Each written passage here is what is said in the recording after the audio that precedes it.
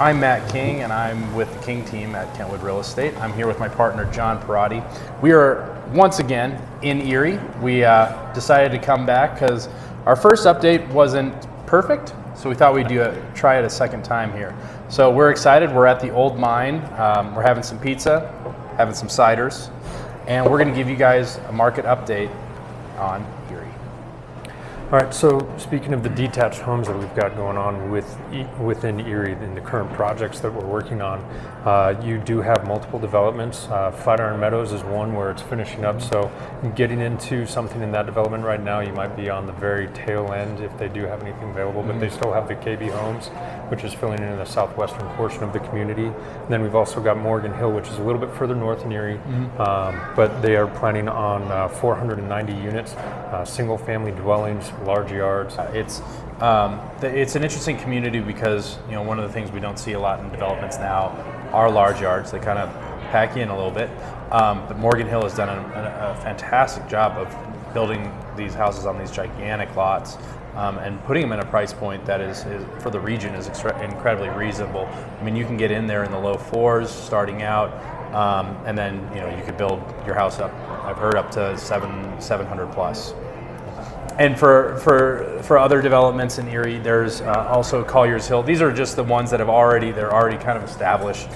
Colliers Hill is well underway. They're in the 1,300 finished product range already, and but their completion rate is going to be between 2,800 units. Now, when we say houses and detached and attached product, Colliers Hill is going to be a little different than most others. Colliers is offering homes basically when they start out in the threes, and then they've gone up since then. But they have a basementless product. They have detached single-family homes. They have attached homes. They've got patio homes. They're going to have, and then it's going to culminate in apartments that are really going to drive up their numbers. And then across the street from that is Erie Highlands. So Erie Highlands is another neighborhood that's that's a little further along. They've got about 300 homes left. Their eventual goal is going to be in the high 900s. So the product there is by Oakwood. It's a nice community that's going to also have a little bit of commercial inside. So those two, with Erie Highlands and Colliers Hill, they're kind of creating this large presence to the eastern side of Old Town Erie. Which will also help to drive in some of the business later on, the plans that Erie has in that area that we'll talk about a little later. And helps Erie get a little bit closer to I-25. Yeah. Yep. So we talked a little bit about what's going on in the communities that have been, the new communities that are a little more established. That doesn't mean there's not more coming. In the next stage, we have two communities that have broken ground that we're expecting to see homes start popping up in the next, I would say, next 2 quarters or so. The one that just started, that is to the east of the Erie Highlands community. It's westerly. It's a really interesting product. It's something I'm kind of excited to see. It's going to be just under 1,200 homes, but the developer is an offshoot of some of the people that put together the Stapleton project, now known as Central Park. And it's really going to be an interesting product because there's a lot of live work, more row homes. It's a different kind of community feel than what we've seen in the past.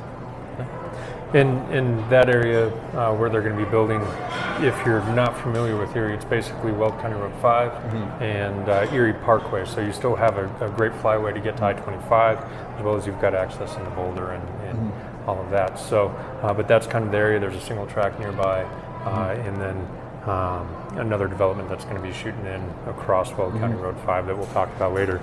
Another development that is also in the very early stages of breaking ground is going to be Wild Rose. That one's going to be a predominantly Lennar filled product.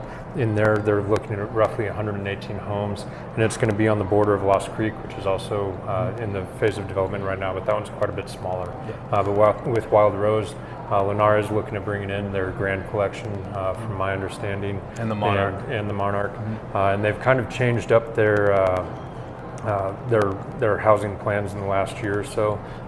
For instance, the Huntington model that they used to have for the Monarch collection, that's been phased out.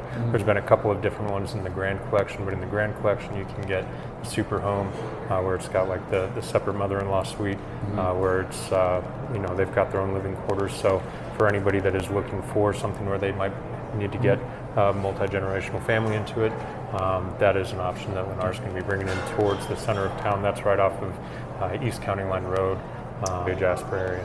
It's gonna that community will be in the Boulder County side. All we've seen so far is what we've talked about so far is on the Weld County side. So this is the next phase for Boulder County. So it'll be nice, and it's interesting. You mentioned Lost Creek Farm, the developer in there, or the builder in there, McStain. They're going to be taking that product up to the Westerly neighborhood, and they expect home prices to be kind of similar to 800 plus for their higher end product. I want to thank you guys again for joining us this week. We'll be back tomorrow with another update on Erie. I want to thank the Old Mine for providing the beer today, cider. But we'll see you tomorrow with another Erie update. Thank you.